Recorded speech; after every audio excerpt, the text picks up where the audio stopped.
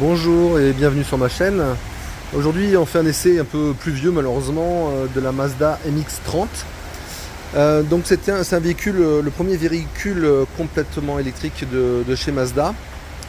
Ça fait déjà quasiment 2 ans qu'il est sorti.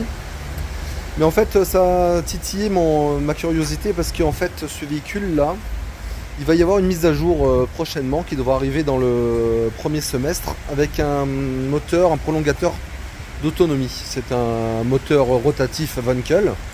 Donc vraiment ce que fait Mazda un peu particulier, c'est un peu moteur rotatif qui a un peu mauvaise réputation parce qu'il consomme beaucoup, mais je pense que dans un véhicule en tant que prolongateur, ça serait une bonne idée parce que c'est très compact, ça n'a pas de vibration. Je pense que la pollution pourrait être bien maîtrisée comme ça. Donc c'est un véhicule un peu bizarre, ce MX-30. C'est un véhicule qui est, on va dire, normalement, qui est donné comme pour un véhicule urbain. Mais il fait 4,10 m quasiment, c'est à peu près ça je crois. Et l'embêtement de ce véhicule, c'est que, en fait, il n'y a pas beaucoup d'autonomie. Donc il est donné pour 200 km. Une petite batterie, une batterie qui fait 17,5 kg, c'est ça. Donc très peu d'autonomie. Soi-disant, ça aurait pu être pour baisser le prix, mais on est quand même, suivant on va dire premier modèle d'entrée de gamme, on est à 33 000 €. Vraiment bas de gamme, et là ce modèle-là, il a 38, quasiment 40, avec les équipements d'aide à la conduite et tout ça. Donc ça fait un peu beaucoup, je trouve. On va passer d'abord à l'arrière, parce que ça me... Vous voyez cette porte antagoniste, ça je trouve qu'au niveau design c'est vraiment génial. Par contre, pour rentrer à l'arrière, on est forcément obligé d'ouvrir la porte avant. Donc ça c'est un petit bémol. Je vois là, moi je fais 1,82 m, là je sais même pas si je vais pouvoir rentrer dedans. C'est vraiment petit, je vais passer de l'autre côté plutôt, alors je vais essayer quand même. Ah ouais, c'est petit. Chez petit, oh là là, ah, c'est vraiment pour les enfants. J'arrive pas à rentrer mes genoux. Voilà, c'est vraiment petit. Alors, ah, ça j'ai vu qu'on peut avancer les sièges quand même pour rentrer les pieds. Voilà, je peux rentrer mon pied. Bon, je fais du 45, d'accord, mais bon, c'est vraiment petit. Alors dommage, il fait très sombre. Mais la qualité perçue, bon franchement. Ouais, c'est propre, hein. C'est très joli, c'est très joli. Ouais, c'est par contre vraiment les places derrière, c'est des strapontins quoi. Hein. C'est pas très confortable, hein. C'est pas une Citroën C4, ça c'est clair. Oh la vache. Pour ressortir. Alors je vais fermer cette porte. Je vais me remettre à l'intérieur parce qu'en plus il fait froid. Il fait vraiment un temps dégueulasse. Alors, voilà, nous voilà à l'intérieur du véhicule. C'est somme toute assez classique hein, quand même, hein, moi je trouve. Il y a, je sais pas si on voit bien, mais on a quand même un affichage tête haute, ça c'est sympathique. La qualité des matériaux, moi j'aime bien le volant en tout cas. Le volant 3 branches, on ressemble un petit peu à une BM, moi j'aime bien aussi ces volants. Le cerclage pas trop gros. Les tissus, ça c'est bizarre, ça c'est a priori c'est du tissu recyclé, ouais. Pas trop fan. Ça va prendre le plastique moussé qui ressemble à du cuir, qui est vraiment bien fait. Alors là, il y a un truc bizarre. Voilà la console, un petit peu... ils appellent ça une console flottante. Je pensais que ça bougeait au départ, mais en fait non. Ça c'est du liège. Bon. Voilà, donc rien de spécial. Petit truc, alors moi je viens... Alors c'est vraiment un essai express parce qu'il fait pas beau. J'ai pas trop le temps non plus, donc ouais, j'aurais pas trop le temps d'essayer là. Pareil, l'Android Auto, je suis un peu déçu. Je pensais que c'était un Android Auto sans fil. En fait, il est encore filaire. Ça, c'est un petit peu dommage. J'ai pas vu toutes les interfaces, mais j'aime bien le combiné d'instrumentation là. En fait, vous voyez, donc à gauche là, il y a la charge.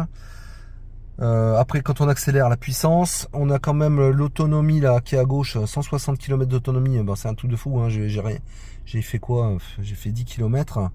Donc en vérité, on va faire 160, 170 km. Bon. Alors il y a un truc, un témoin de température analogique. et on va dire numérique de la batterie. Vous voyez, il y a le pourcentage. Il y a aussi une jauge. Il y a la température de la batterie qui est à 9, mais aussi une jauge. Ça, c'est pas mal. Et ça, c'est l'info de conduite. Alors, pareil, dans les réglages, j'ai pas trop bien vu. A priori, ça n'a pas l'air super économe au niveau de la consommation électrique. Ça, c'est la moyenne sur 100 km. Alors, sur combien? Sur 600 km. Bon, ça va encore, si c'est que de la ville, ça va. Je vais faire un peu de l'autoroute et puis je vous dis ça. Ah oui, je vous montre d'abord le coffre. J'ai oublié de montrer le coffre. C'est intéressant.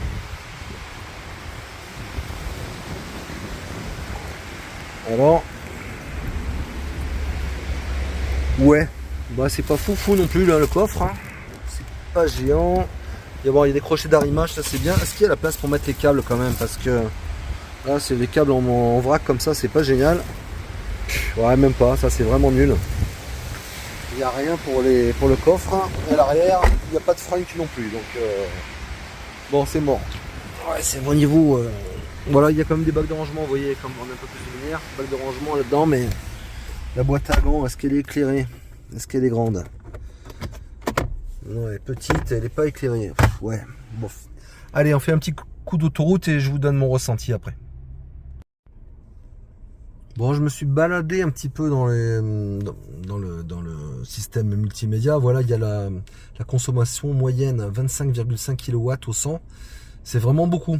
Surtout bon sur un véhicule qui fait que 145 chevaux. Petite batterie, j'ai dit quoi? J'ai dit 17,5, non c'est 37,5 la batterie. C'est vraiment une petite batterie, hein, donc c'est un peu bizarre, vous voyez, parce qu'en fait elle est un peu mal, comment dirais-je, ce véhicule, même malgré ses qualités là de conduite qui sont assez sympathiques, la finition qui c'est assez bien, le véhicule est trop gros.